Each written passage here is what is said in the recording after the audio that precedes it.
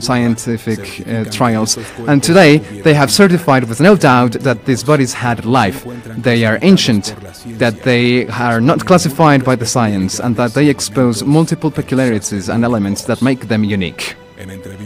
In an exclusive interview for Tercer Milenio, the medic Irvin Zúñiga Almora, who has analyzed the bodies, the biologic bodies of Nazca, has talked about the surprising findings that he has found in his analysis. Dr. Roger Zúñiga spoke about his analysis surrounding the pterodactyl beings of Nazca, that what we're saying is false. We are in the threshold of a transcendental change for the history, a process in which the town that we have never been, and that soon enough, new chapters of the history will be written. Declaration from the UNSLICA regarding the tridactyl desiccated bodies from the Nazca case. The National University San Luis Gonzaga, ICA Peru, through its research team, wishes to address the scientist community at a national and international level, as well as the authorities and the general public, to inform about our studies labor regarding the tridactyl desiccated bodies, with both human and reptilian characteristics, that have been known through public media as the Nazca mummies. These mummies were discovered in the Palpa and Nazca provinces in the Ica department, Peru. As time has passed, this finding has acquired notoriety in public media, generating controversy and debate. In this sense, we wish to clarify and communicate the following. Number one, on the 1st of August of 2019, National University San Luis Gonzaga, UNSLG, of Ica, Peru, received 4 desiccated bodies with both human and reptilian characteristics. These specimens were handed in by the journalist Jorge Israel Mantilla Carvajal, in virtue of his right to reserve and in compliance with the source of information confidentiality principle, as stated in the second article, subsection 18 of the Political Constitution of Peru. The delivery of these bodies was made with the intent of their custody, conservation, and to perform research destined to clarify the authenticity of said desiccated specimens. Number 2, the bigger body, which has been named Maria, presents a similar size to that of a human being, except for notable anatomical differences, among which stand out an elongated skull and the presence of 3 digits both in hands and feet. The osteological and imaging analysis of the extremities show harmony and structural congruence, with lack of evidence for phalangeal mutilations, rather evidence of inflammatory injuries in the dorsal spine and feet, except for the smaller body's case, which has been named Guaguita. Number 3, the smaller bodies, that are approximately 60 cm long, exhibit a morphological and anatomical structure that significantly differ from those of the human being. The skin presents both morphological and osteological characteristics that are very similar to those of the reptiles, and both their hands and feet are tridactyl. Furthermore, they possess voluminous skulls, and their bones in general are very different to human anatomy, showing atypical characteristics and traits, unique and sui generis. It is important to highlight that there has not been found any rigid or metallic union element or support in the articulations in the joints across the whole body. Due to the uniqueness of these bodies and the substantial anatomical and structural differences, further research is required to better understand their nature. Number 4, the metallurgical analysis, performed through a scanning electron microscopy, SEM, of a metallic pectoral implant revealed an important finding. It was determined that the implant is formed by an alloy of a variety of metals, osmium being the main element. It is relevant to highlight that osmium is an element that was officially discovered by Smithson Tennant and William Hyde Wollaston in 1903. Due to its electric properties, osmium is used in the fabrication of some electronic devices and in the production of sensors. Additionally, the microscopic study through an optic metallography has revealed the existence of a matrix of microstructures with microscopic pores and microinclusions in the implant. Number 5. Nevertheless, Despite the progress pointing towards the confirmation that these bodies are real and the presence of osmium in a metallic implant, it is evident that further research is required due to the marked structural and morphological differences that have been detected through the compared anatomy. Therefore, it is important to highlight that these preliminary results are not conclusive. Number 6. During the conservation and custody period of the desiccated fetus, our research team, mainly formed by specialist medics, has encountered multiple obstacles in the execution and proper culmination of the research. These challenges include the pandemic, budget limitations, lack of institutional support, lack of logistics, equipment, as well as legal interference from organizations like the Ministry of Culture and the Public Ministry. Despite these obstacles, we managed to perform imaging studies based on X-ray examination and tomographies, using resources provided by the research team itself, and metallurgic studies with the support of the National University of Engineering.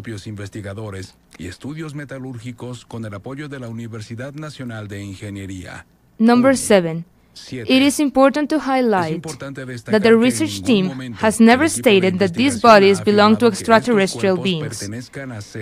During our research, the most we can state is that from a scientific standpoint, these are biological bodies of unknown origins that existed in the past, but not human. Our approach is based on rigorous study and the research for answers within science, without making speculative statements about the nature of these bodies. Number 8. It is important to highlight that, from the beginning, the research team has never been motivated by any mediatic, politic, economic, or interest of any other nature. Number 9. Our sole intention has been to perform scientific research with the purpose to determine rigorously if the pterodactyl desiccated bodies of humanoid appearance are authentic or if they have been falsified, if they are biological origin or not, and to uncover the mysteries that surround their authenticity. Our commitment has been the progress of the scientific knowledge and the search for answers about these specimens. Number 10. Finally, as a result of our research, the team has come to the conclusion that the studied desiccated bodies are completely authentic from a biological standpoint and do not show any sign of being manipulated or manufactured in any way. Our scientific approach has been rigorous, and the results contribute to the authenticity of these bodies.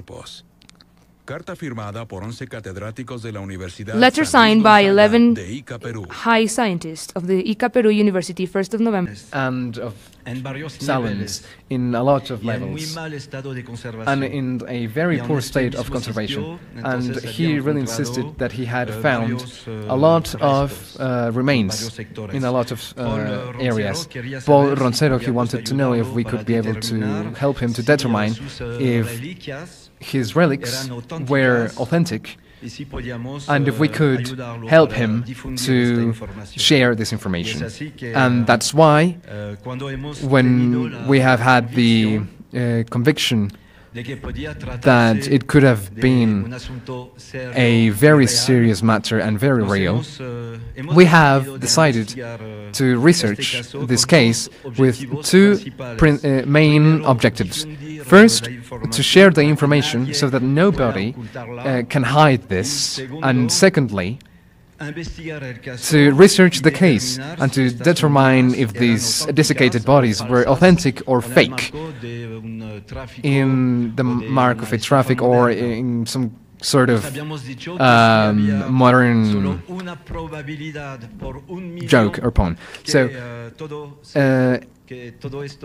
this had a very small possibility for this to be real, but it was worth to take the risk because of the implications of every kind of level: historical, religious impact. And in January of 2017, as we can see, I sent a letter to Mr. Nieto, Minister of Culture, and Pedro, to try and take the attention of the Peruvian authorities about this possible finding and about the risks of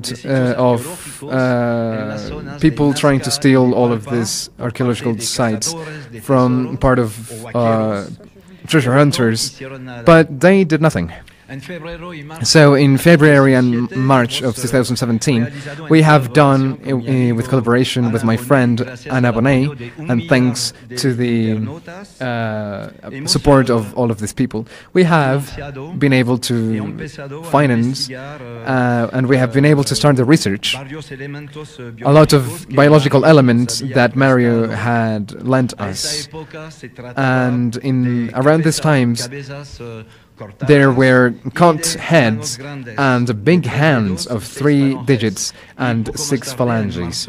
And a little later in March, Mario, he had revealed incredible bodies, incredible complete bodies that were humanoid or reptilian. The first one was named Albert for the interns, and the second one, which we can see here in the screen, was named Josefina.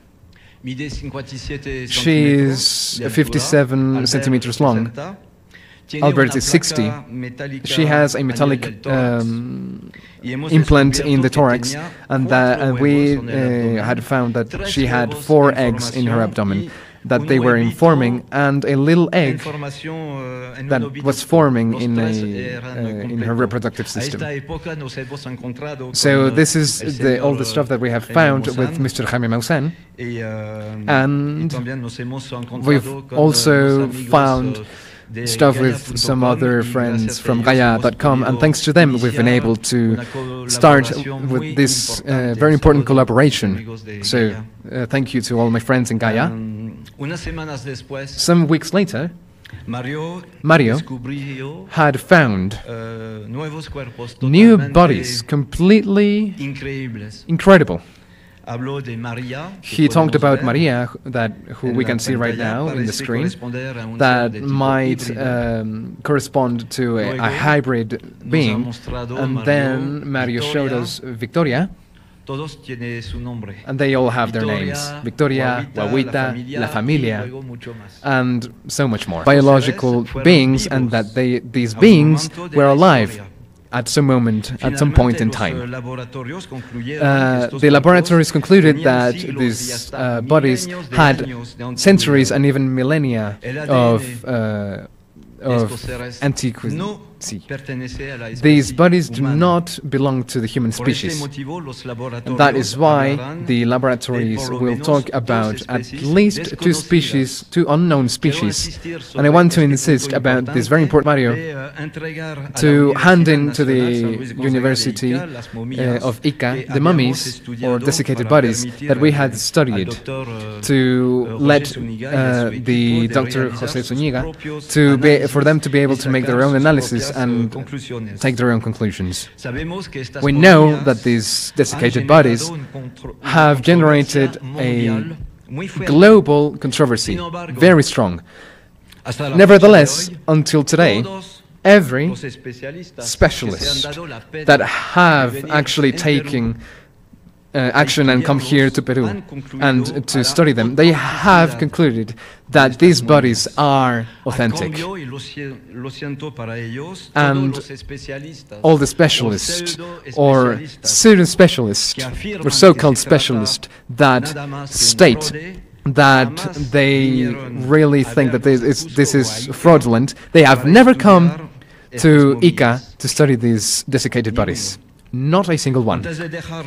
Before leaving the word to all the specialists that will present all their marvelous works of analysis and their conclusions, I would like to speak very rapidly about a paleontologist of US. Studied a lot of these bodies, and I will quickly say that his last conclusions were that, in first place, he says they are authentic bodies and that they have suffered a mummification mummification process. Their bodies were, they had two types of bath with the objective for them to be preserved better. One was a type of resin. Josefina, for example, she had a very clear particles of resin application. And Paul had a very clear zones of droppings that did not cover all his skin, and we can appreciate that here. The diatom soil was the second application in the process of mummification. In conclusion, I would like to invite the researchers of all around the world to have an open mind and to join this research. I would also like for the Peruvian authorities and like the Ministry of Culture that they would I would like them to show the same openness of mind so that they can work with the specialists and the scientists of the ICA.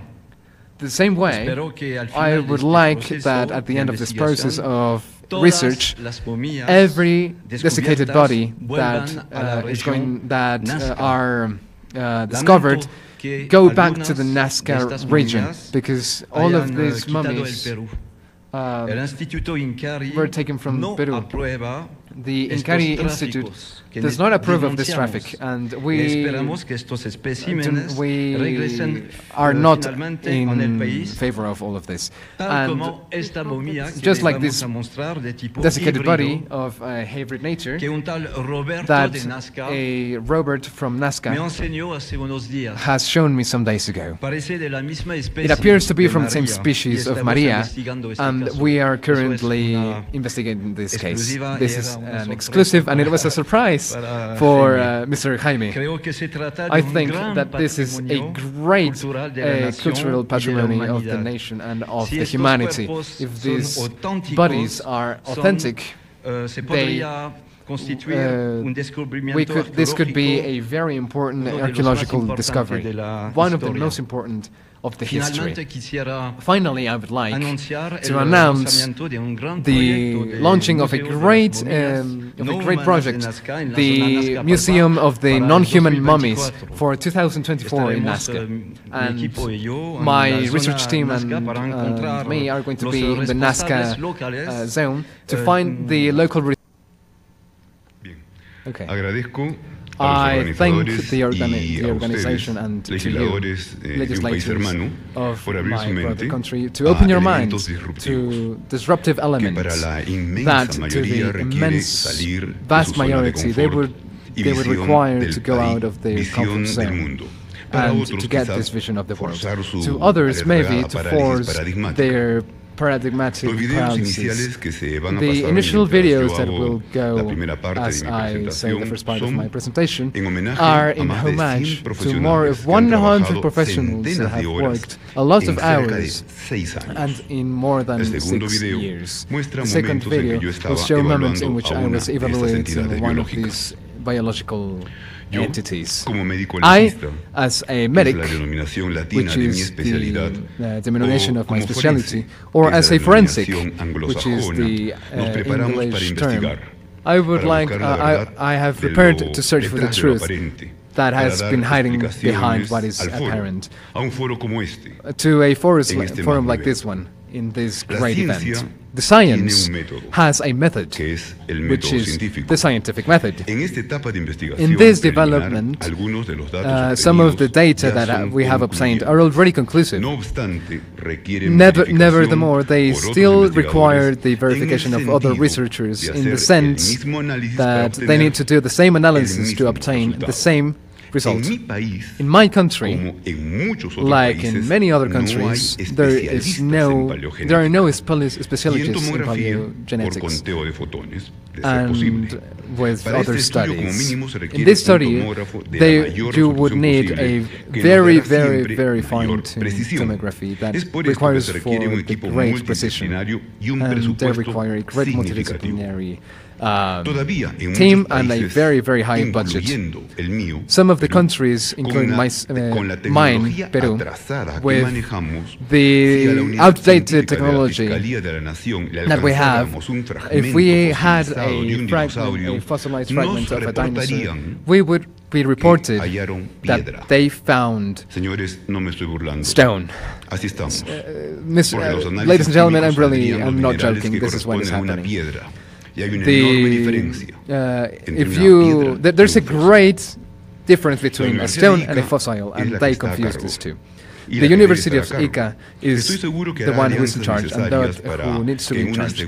There will need to be required to be alliances in the second block, so that my country suspends the blockages to the researchers.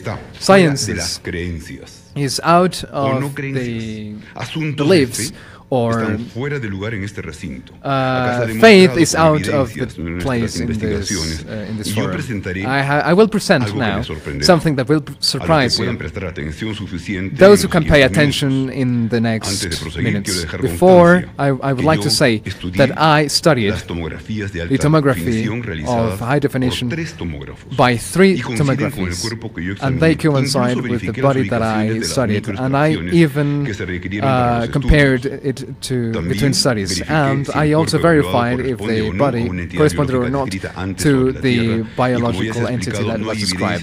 And there is no evidence that it is a product of a evolution of any species that has existed in any moment or that exists right now in the Earth, and it does not correspond to any phylogenetic evolution process in this Earth. I dedicated a lot of hours that these images are truthful, and they are not product of the human manufacture. The results are in the length of the length in average of these bodies are 60 centimeters if they are adult, except one that we have named Josefina, that she has taken surgery, and they have confirmed that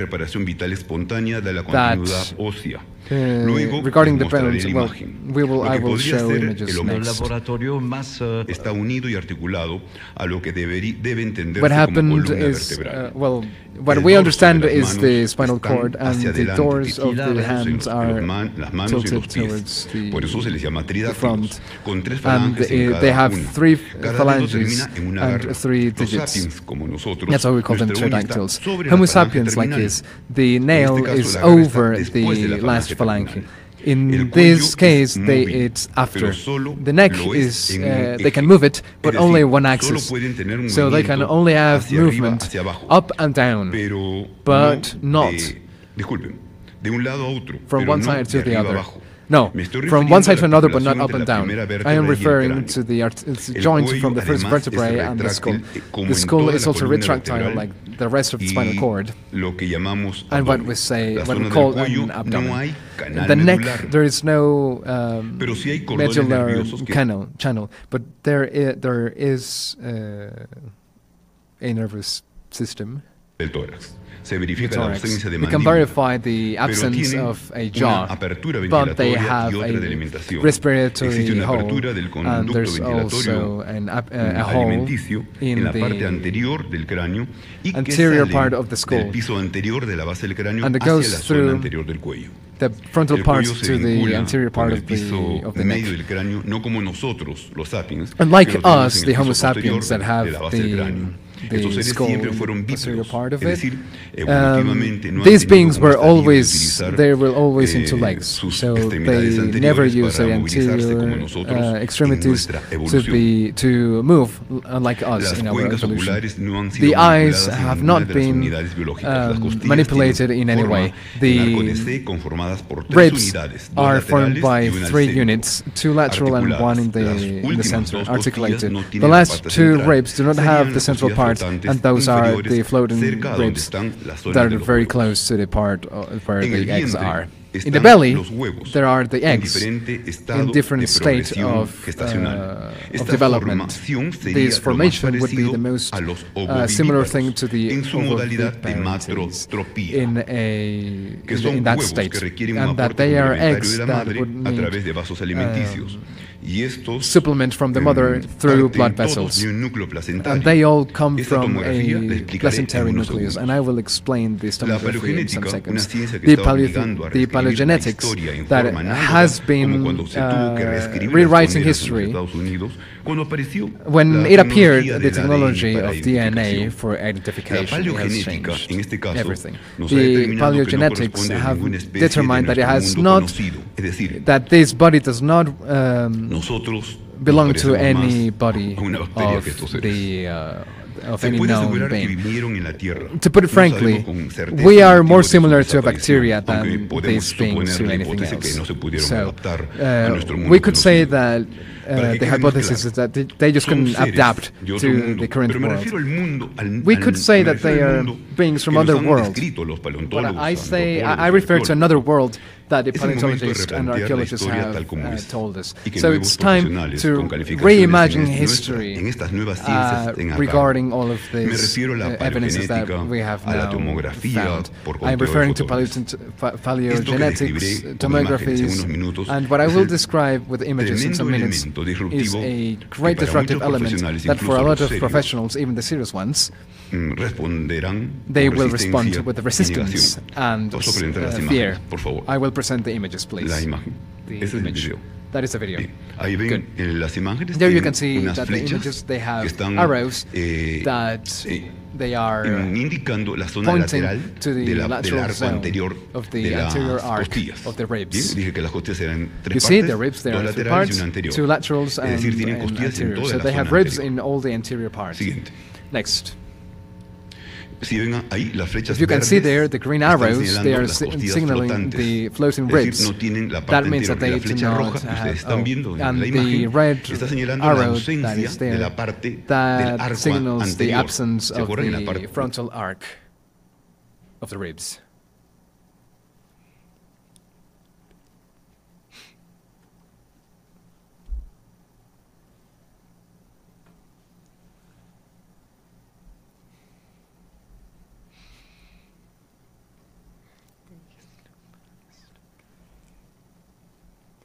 Lo que nos queda de elementos nutricios complementarios que la madre da a los huevos. Pero tengo más ampliaciones sobre esto. But I have more amplification of this. You will be surprised. Next.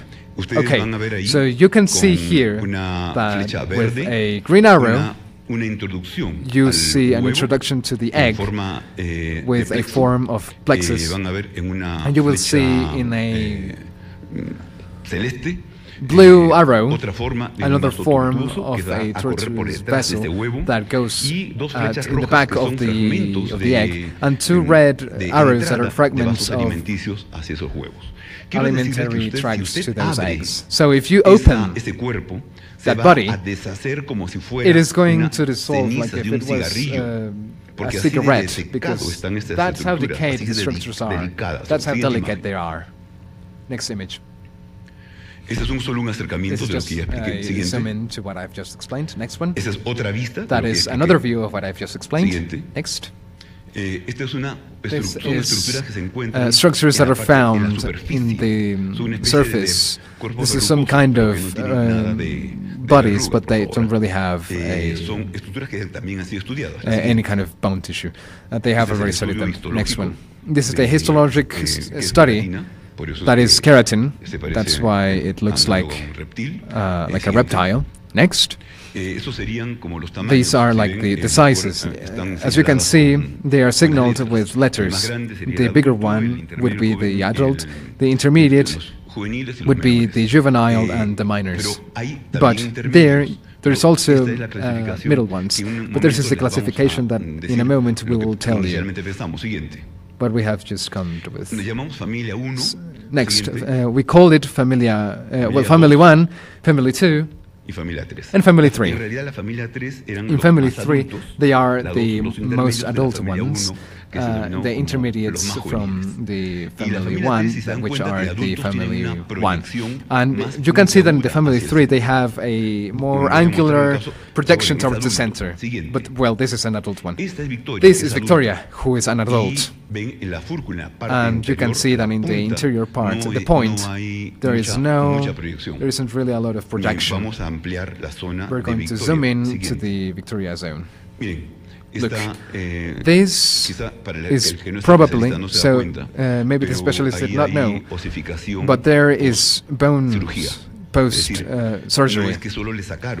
It doesn't mean that they just took bones, but they also put them together because of some pathology that she had, and it was attached together. We can see that in the neck, the red part that goes down the neck, there are the cords that will form the spinal cord that will start to structure when there's a rachidous channel in the posterior part. Next. This is a very hard image to see, but where it's not to the opposite part of where the panzers are. This is the neck. So that was already cut. Nobody from the team has destroyed anything. So this neck was already cut to make it. So we took DNA samples from there. But what I want to show in here is what we would call a vertebrae. And what is showing, which is more yellow, is an intervertebrate stuff. And it expands, and that's why the body is retractile. I don't know if you can see in the figure below. I can show what is a human spinal cord, where there's the vertebral bodies and the discs, the intervertebral discs. So you can see that in the body. In the image, it's a tomography, but it's drawn. You can see those bodies that are in the vertebrae, that are like the discs. And what we call those thin ones that we can see between the discs, they would be the vertebrae. Next. Bien. Felizmente ustedes el próximo año van a tener the next year you will ese libro que va a salir primero para los mexicanos estudiosos, donde resumen cerca de las miles de horas trabajadas en su hermoso país. Pasemos a la siguiente presentación. Let's go to the next presentation.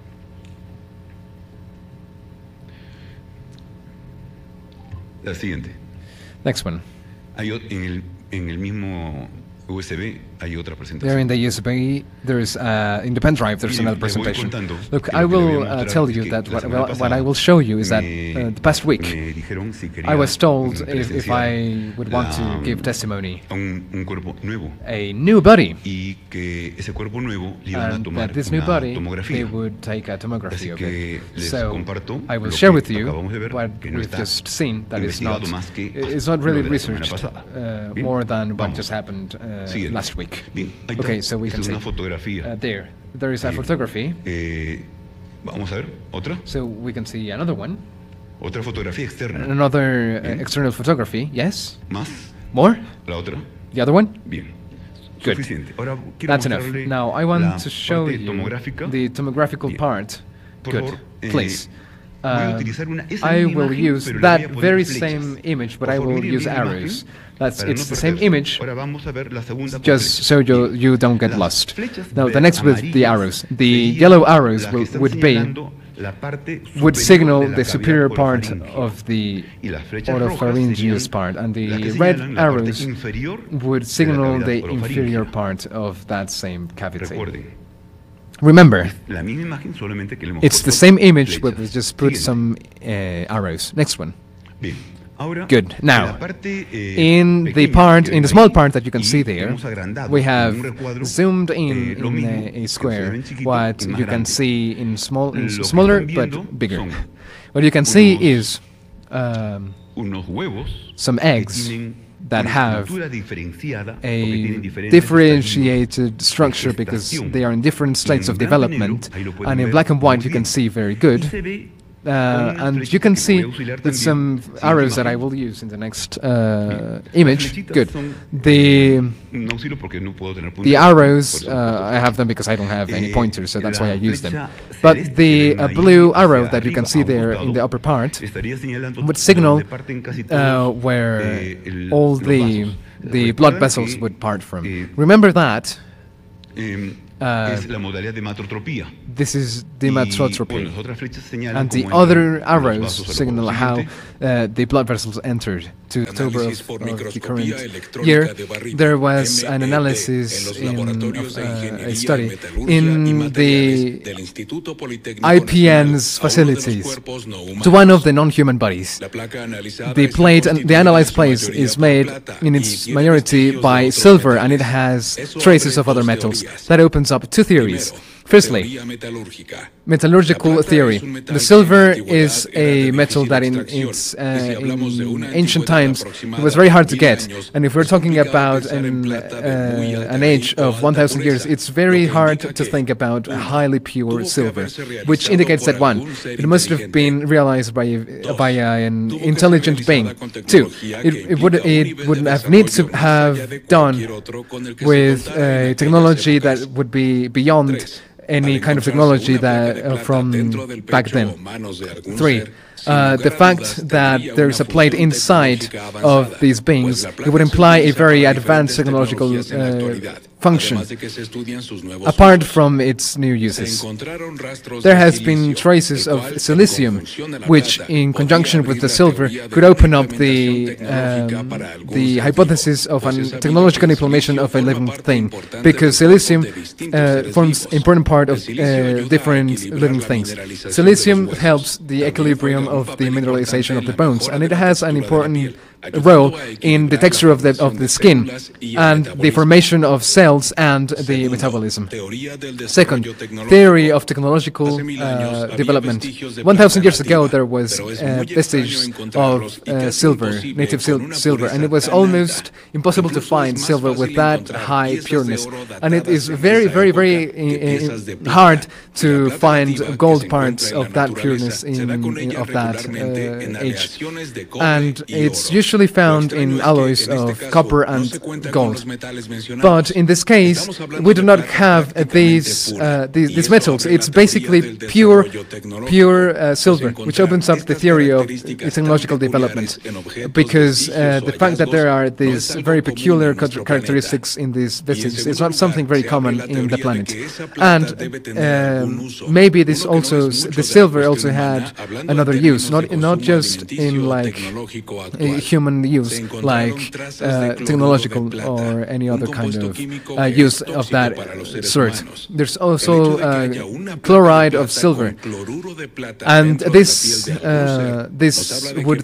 would speak of that this is really not something terrestrial or human that contains it, because that would cause a very strong intoxication. The silver is not something that has anti-oxidating properties like the titanium. Silver is a metal that when produces chlorides, it produces oxides, and it cannot remain inside the organism from Earth, because it would have from Earth. Also, silver is a very, very powerful electrical conductor, and it has been discovered that it's the best natural conductor that exists. Electrical conductive metal.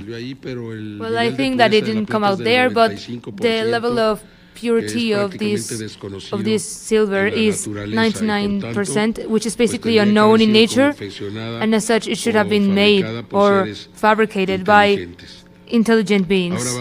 Now we will go on with the Dr. Edgar Martin Hernandez from the ICA University, who will speak to us about one of the bodies, which we will in one moment to present, which is the body of Maria. Well, good night to everybody. I want to thank the Deputy Sergio Gutierrez Luna because of this invitation. The one who speaks to you is a member of the ICA University research team. I have some slides, if you can please present them. I must say that the reason I come from is a region where multiple cultures where we even had the Nazca, which made cranial perforations, which is where the Nazca culture came with the lines of Nazca, with their extremely interesting architectural features. We found prehistoric creatures. We've even recently found an exemplar of a whale called Perucetus colossus.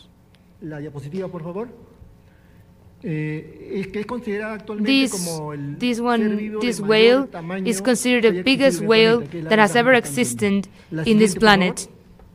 Next slide, please. So I'll start first with one of the pseudoscientists' argument that these bodies are made, that these feet were fabricated when you remove a feet or a finger, then it shows. You can see in these holes. Any anatomical expert, any radiologist is able to see these holes. We've done some examples. We've done some samples with feet, with hands, and yet we found the same results. There's a hand, there's a feet with all their body, with all their bones. Then we've subtracted the first and the fifth bone, and we can see like an almost ladder-like thing. And the arrows point to where the bones are missing. Next one, please. We see another hand, and we see when we subtract these fingers, they leave a mark. We can see their steps that are missing. This is why it's impossible to do this procedure and show that they are pterodactyls.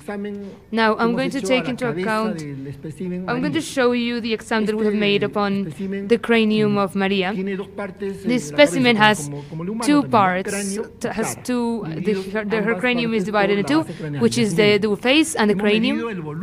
We have measured the volume of these two parts.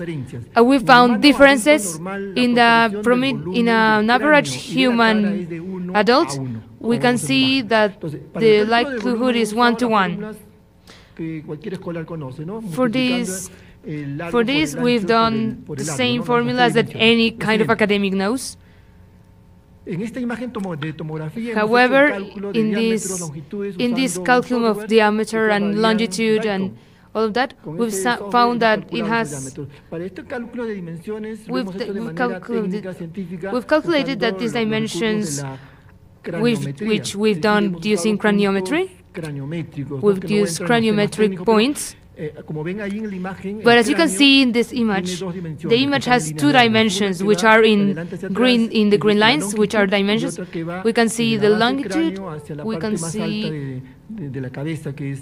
we can see how it goes from the base of the cranium to the top. And as for the face, we can see a dimension that goes from front to back, and one that goes from top to bottom, that goes from the jaw to the base. We have other two dimensions. We would need a third one to be able to properly measure. However, we can see the biparietal cranium, and this is how we can see that these calculus that we have made they have this formula. It has helped us determine that this cranium of Maria is like across 1,900 cubic centimeters.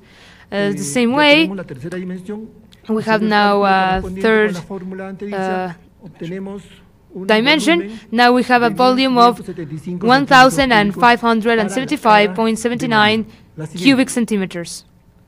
Now, comparing these dimensions, we can see that in the case of the desiccated body of Maria, the proportion of the face and the cranium is 1 to 1.3. In the human, in an average, it's male human, it's 1 to 1.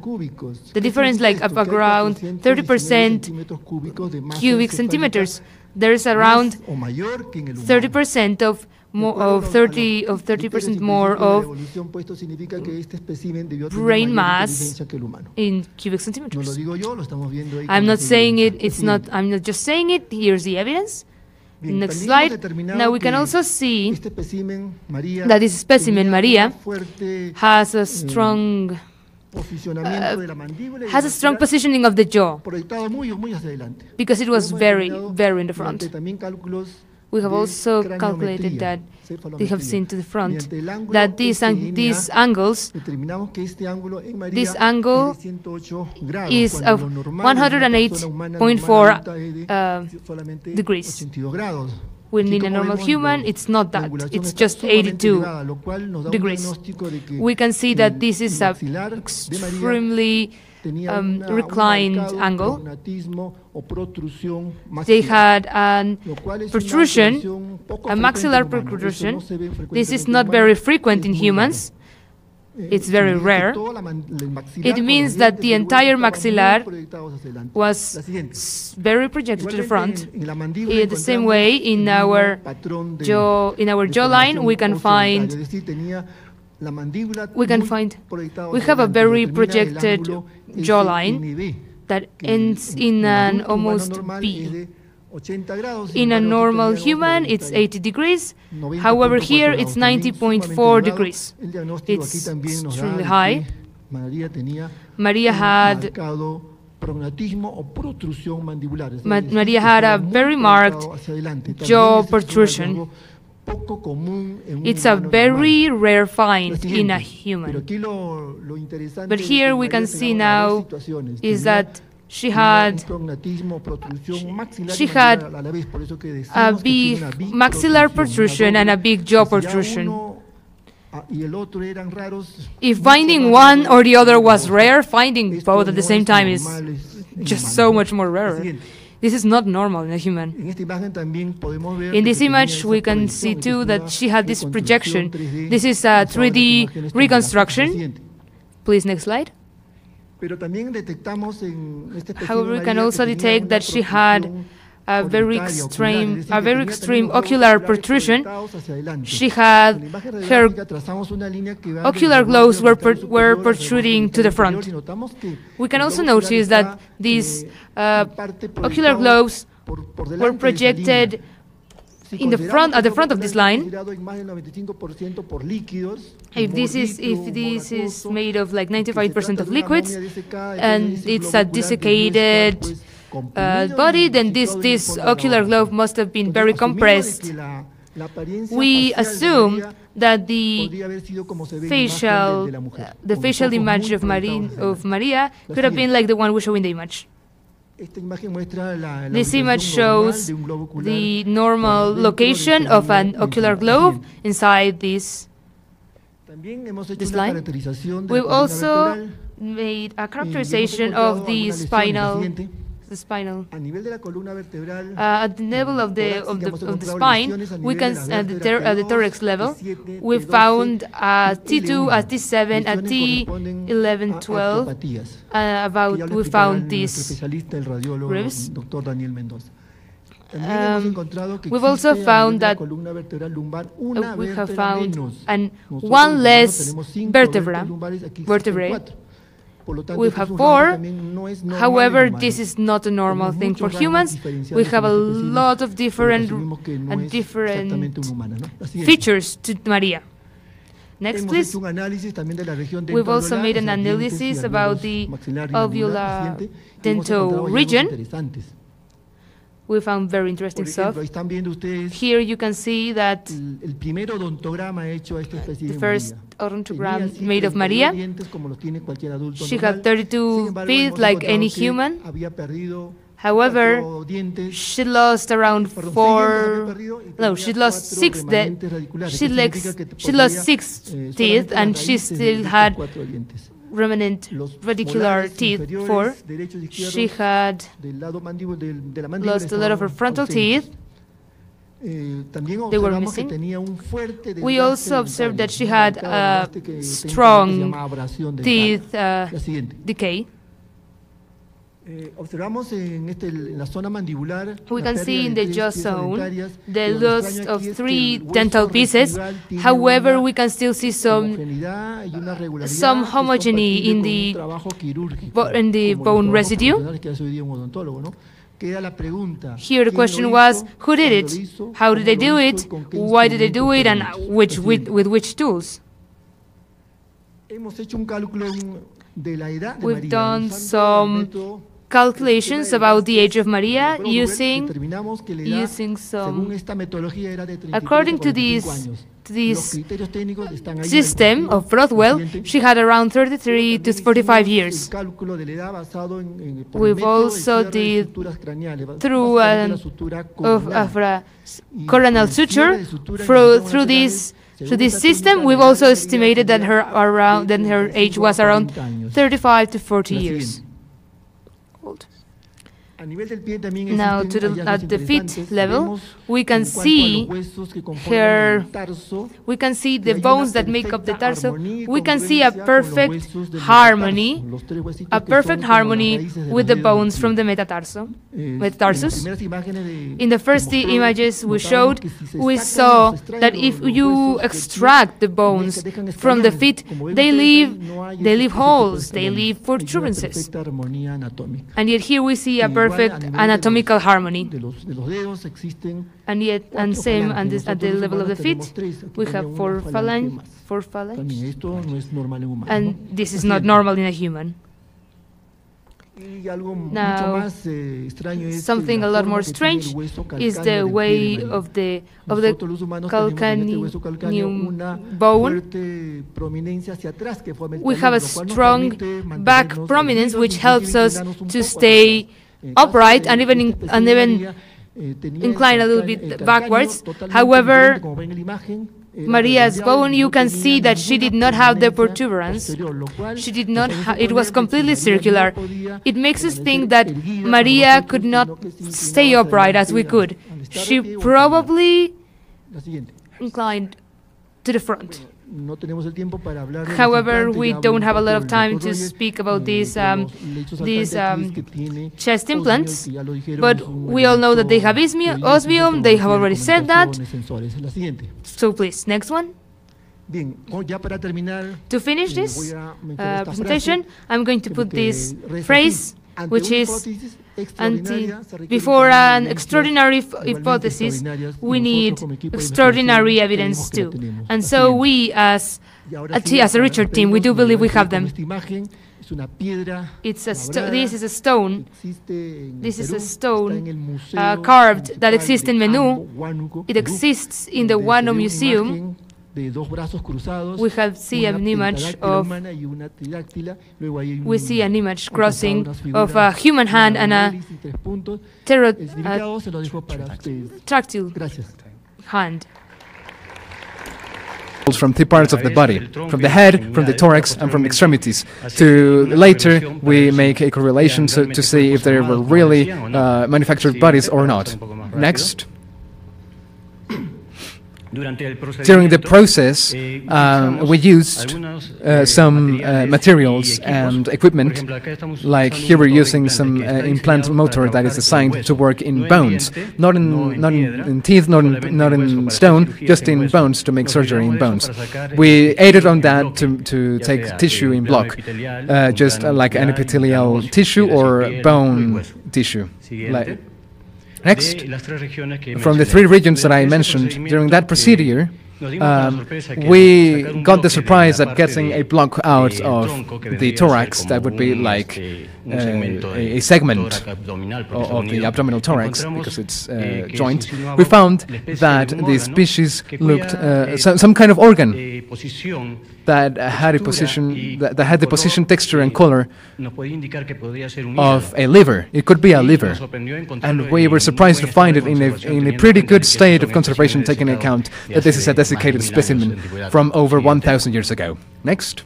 I also want to say that, well, we saw microscopically one of the finger bones that had a fracture to see the composition of the finger. And if we can see the image on the left, we can see that they have really, really small pieces. And imagine the fingers are really small, and they're very delicate, and it was fractured. But we can see in the image at the right the composition that it has. It has an involuture that would be the epithelial tissue or the muscular tissue that is signaled in the yellow arrow that surrounds the bone, that has the structure of a long bone, like the blue arrow signals, and the red arrow signals to the bone marrow, which is the center part of the bone. Next, this also indicates that these are biological specimens, and we also took some samples from the other specimen, which is called Josefina.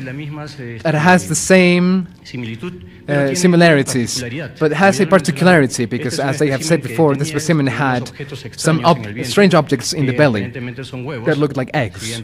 Next. So we took the samples to send them to the National University of Engineering for them to be analyzed. Next, we're going to go a little bit faster. So we took from 3 parts, from the head, from the thorax, and from the extremities. Next, and next, here.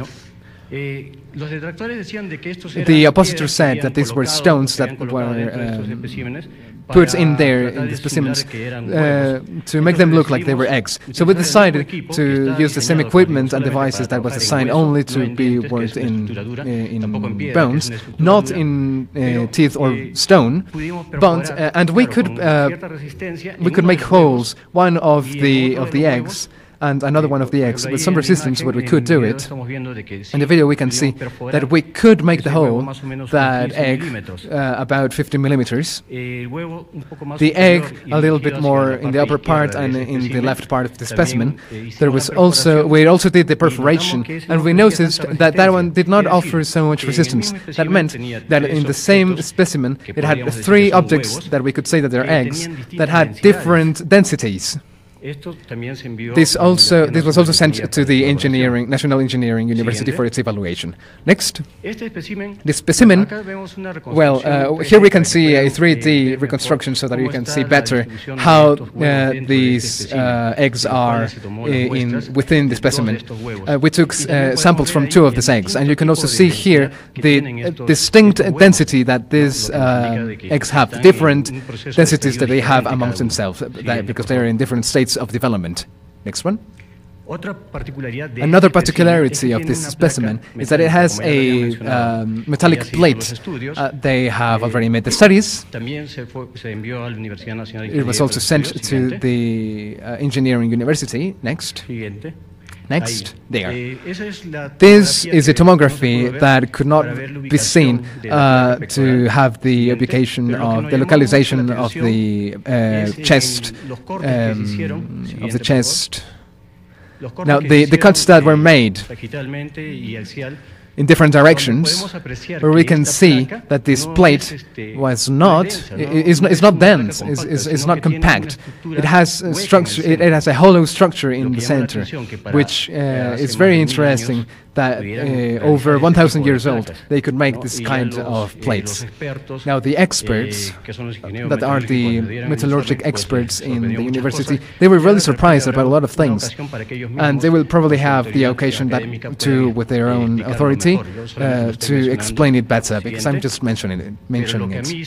What really woke my interest is that the sample of this metal plate in this central part, at the moment of taking off, as we can see in the left side image, signaled with a red arrow. It's a space that left when we took off the plate, and in the other with blue arrows, we can see that the bone tissues were attached to this plate. This makes me suppose that there's some kind of biointegration, which means that nowadays, with our technological development and medicine, we can incorporate non-biological elements and inorganic elements within a living organism, and we can make it to integrate, like the teeth implant to repair or to replace a teeth or a tooth. But this is done through another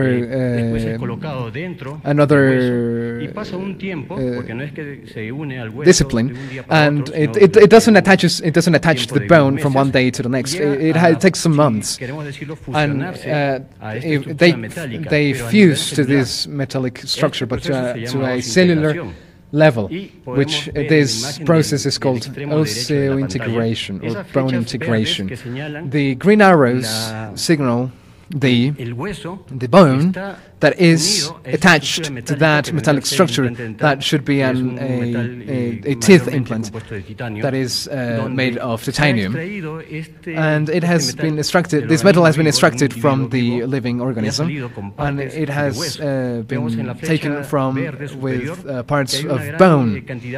We can see that there's a lot of bone, of like soft bone, and we can see that the other two inferior green arrows, you can see bones, harder bones that have been fused to the bone, to that metal. This is in human examples with teeth implants. This is what happens, and the same happens to this osmium plate.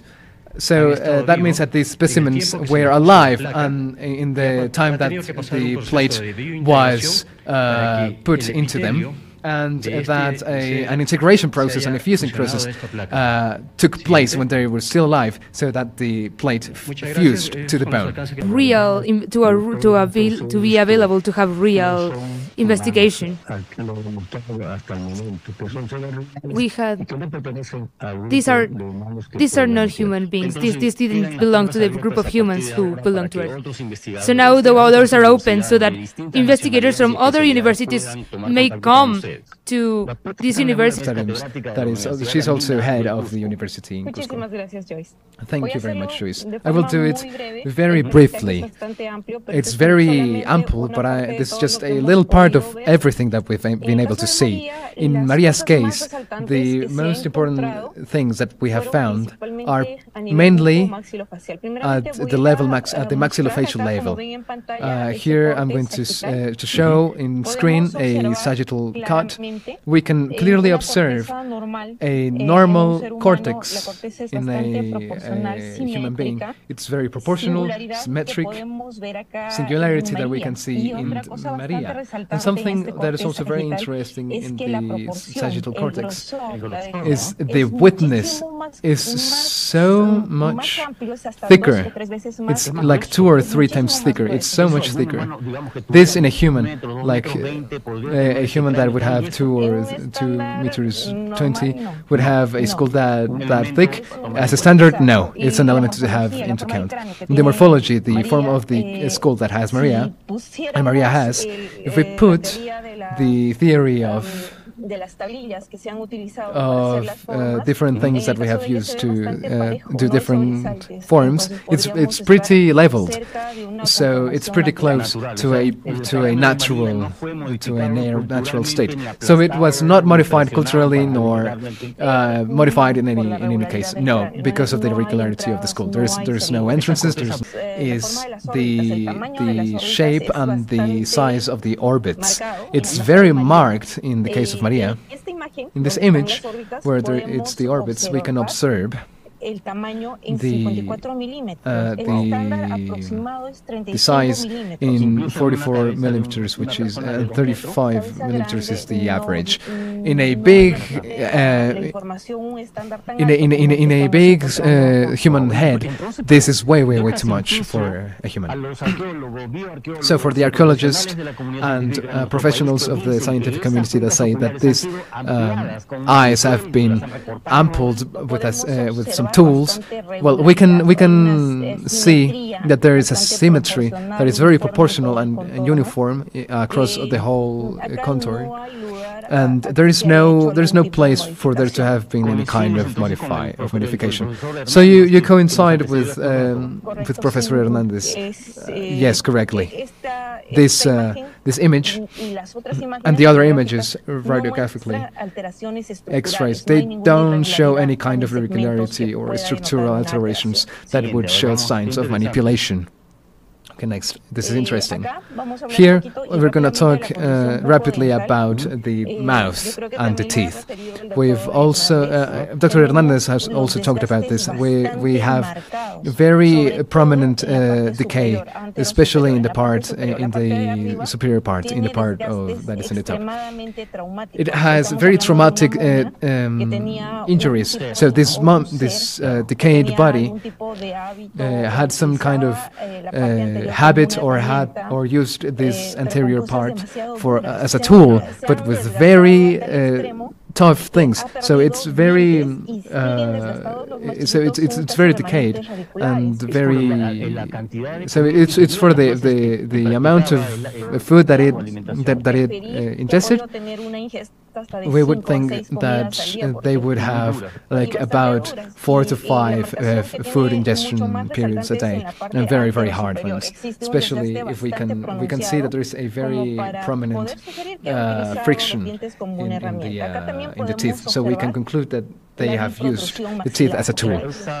We can also observe the biprotrusion, the maxillar biprotrusion, because these both maxillars are protruding towards the front, that are part of the development of regarding the habit, because they have an anterior chewing. Now, now we also did Maria an odontogram, so they studied their teeth. And we, according with the blue marks are the pieces that she has lost. In life, she has had her whole 32 dental pieces. She has very visible losses in the whole dental context. There's also something that catches our attention, and it's the loss at the level of the jaw, the posterior pieces and the other ones. Here we can also see something very marked. Firstly, we can see the marks of friction that is very continuous. This friction is very marked, but here in the jaw part, we can see that there have been the losses of a lot of molars. What does this mean? Probably Maria had a dentist. So we are in front of two professionals of two different universities of Peru that are coming to the same conclusion. It's very probable that Maria had some kind of intervention from somebody else, which would be some kind of dentist of the time, because the borders are very uniform and very well done. It's there's a lot of fine scars. So any kind of scientists from Japan or Russia or any other part of the world, would they come to a similar conclusion from those that you have come here? Yes. Yeah. That give us a configuration about the characterization of sex in the cranium. This is what the anthropologists use to define characteristics. Perfect, in the school. The first two images that we see correspond to the feminine, and the last two correspond to a masculine. In the first images, if we make the comparison to Maria's school, in the part of the protuberance, we can see here that the development is almost imperceptible, and if I wanted to give a zoom, there wouldn't be it would be like an intermediate point between feminine and masculine. Now, in another context, we can also see the development of the mastoid process, which is very wide and big. So without the human considerations, so we can see that the orbits. This is on top. This is on top of the eyes. It does not correspond to anything of human. It's very plain. It's very marked. There is a development which I have put a point, which is a point 4. From my point of view, and the public certainly coincides that it doesn't fit any kind of these morphological characteristics. It's very robust. Here, she also has a more masculine characteristics. Now, talking about the hands and the teeth, I will probably not be able to say this because there's more professionals, but the hands of Maria, they're very long. There doesn't exist apparently any kind of manipulation. At the level of the feet, there's an X-ray from one of Maria's feet, and we can say uniformity. Like in the other side, if we wanted to mutilate a normal foot, there would be a loss of this bone, and there would be a protrusion of this particular bone, which is marked in red. And we can see that it is in Maria, it's perfectly uniform, and it attaches perfectly. There is no manipulation at all. Another detail is the part about at the end of the fingers. We see some marks, pretty big marks that we usually do not find in a human body. Within the conclusions, there is no morphological alteration in the orbits. They're all regular. The orbits measure 40% more. The tissue sample obtained from Maria's hand bone, identified as WGS ancient 0003, underwent DNA isolation protocol and subsequent mass sequencing using an Illumina device. Subsequently, the sequencing results were entered into the public platform of the Sequence Read Archive of the National Center of Biotechnology Information of the U.S. National Library of Medicine, or the NCBI. The results obtained were as follows.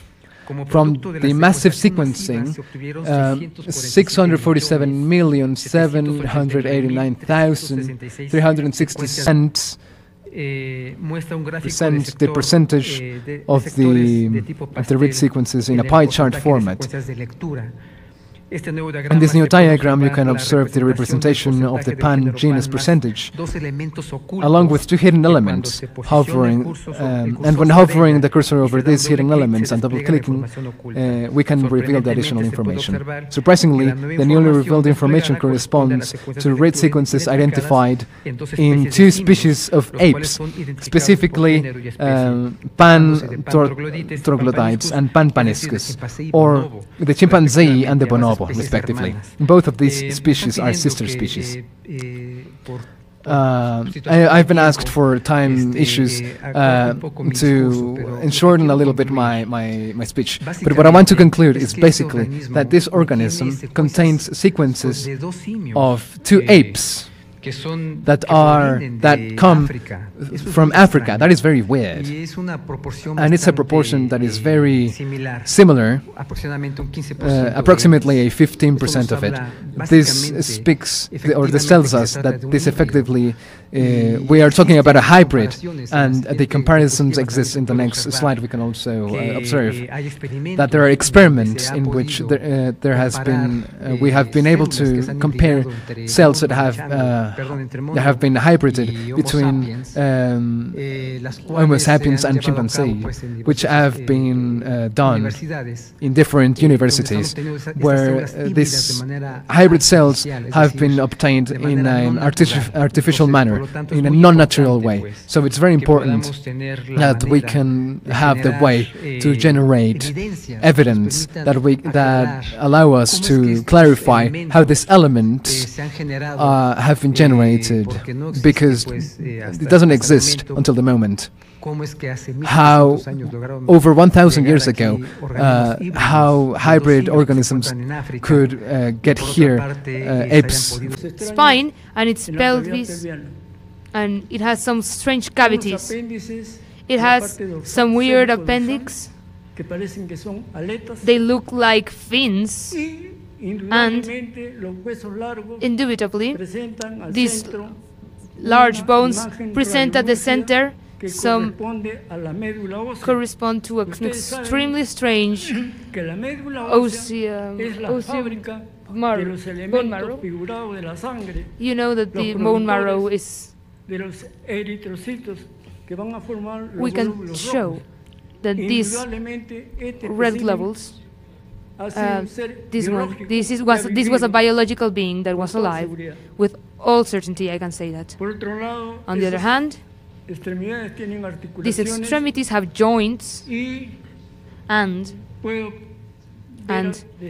I can see from here that they have 3 fingers. They are a tridactyl. This is the last specimen that they took to my study. You can see it here.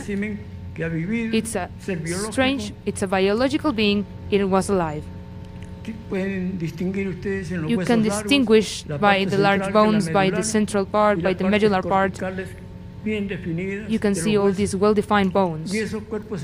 And this weird body that was taken by the tomography, that they look like eggs, but just seeing the radiography, I can say that there's some strange radio pack beings.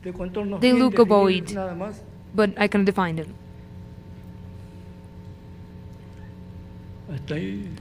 And that's it. I mean, we can change the next slide to start another thing.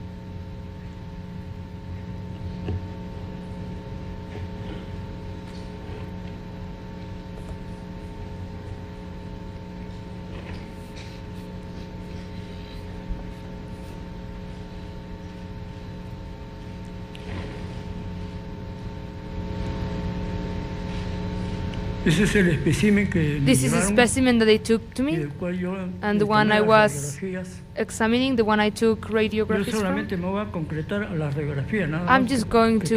I'm going to stay at the radiography that I took, at the X-rays that I took, because the rest of the scientists here have already tackled the morphological subjects.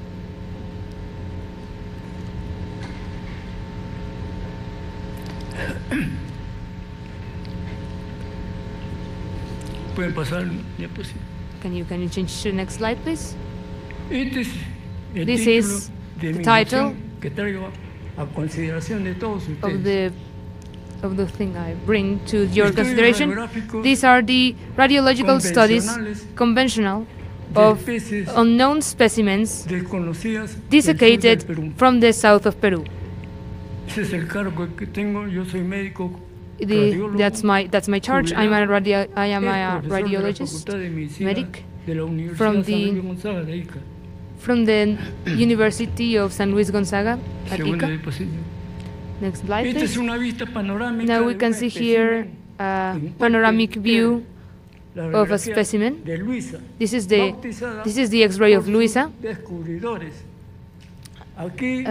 named that way by her discoverers. We can see the head, the thorax. We can see the way that everything. We can see this block of concrete, this shoulder, this bone, this hip. In this part, we always take front and lateral X-rays. You can see the two views. From here, we can only see that it's a small cranium. It's elongated, and that cranium is divided in two fundamental parts, the bolt and the cranium base. The bolt, you can see that it's formed by the two tables. You can see this radiolucent image. Just seeing the cranium, we can say that this specimen had corresponded to a biological being. Can you please go on to the next? Thank you. Now you can see this. You can see the head, the bolt and the base. Between the bolt, you can see the external and the internal table. And the base, you can divide it between the lower floor, the middle floor, and the upper floor. The thing that calls my attention, though, is that in the lower floor, where there normally is the Turkish seat, there is nothing. However, in the maxillofacial axis, there exists a prominence in an almost beak-like way, and a cavity oropharyngeal. Below this bolt, we can insinuate these protuberances from the brain. We can now pass on to the next. These vertebrae are very well defined. They are sustained by the intervertebrate spaces that correspond to the vertebrate discs. In the thorax concrete, we can see the ribs that are horizontalized, that part from the column, and all of this looks like a toner, because the ribs are still sized from up to the middle part. In the upper part, in the chest, we can see this weird metallic artifact, these discs joined by these. In the shoulder, we can see the scapula. We can see the collarbone. In the humerus, we can watch that the arrow is well defined. We continue with the elbow, and then comes into the radium, and we don't see any cubic. There's just bone. We pass on to the next element, please. The hands, we can see they have 3 fingers, only 3 fingers. They're quite well consolidated. It has 3 fingers. If you'll allow me the time, just some minutes. In the lower members, we can see just 1 bone. That the homologous corresponds to the tibia, but there's nothing more. We can see 3 fingers again. Next slide, please. In conclusion, in this specimen, in these lower and upper elements, we can see that it was a biological being. This is Albert. It has the same characteristics in the system as Luisa. We can also say that this corresponded to a living being, a biological being. Please, next slide. This is Albert's head. It's the base, it's the neck. Please, next slide. It also has a thorax segment. We can also see that it's similar to the last one. Next slide, please. It also has 3 fingers. Next slide, please. It also has three toes, and it has extremely long fingers. Next slide, please. This is another specimen. This is Victoria. She is beheaded. She has extremely long bones. Well, you can also see it. It was a living being. Next slide, please. You can see this specimen named Maria, that you've already spoken about her. She has extremely big head. Part of her neck and her longer extremities, and finish at the column. Next slide, please. We can also see this in the column. We can see D4, D7, and D1. We can see injuries. We can infer that this specimen had inflammatory disease, and within these inflammatory diseases, the one we see the most in modern life is tuberculosis. Next slide, please. Her toes, her feet, are three toes, and each toe has three phalanges. You can see the joints, we can see the injuries, these radiolucent injuries, probably a consequence of inflammatory problems. Next slide, please. To finish, I want to show you these X-rays. This patient from modern times, about 70, 80, they took me to this X-ray service when I was a lady that had at least 40 years, went to an external consult, and the medic that was observing her, took her, and she only had 3 fingers. And I took her X-rays, and we can compare this woman, this 40-year-old woman, X-rays, and compare it to these beings. And however, she had the radius and the cubit. This is a modern X-ray taken in the 70s or 80s. Thanks, everybody.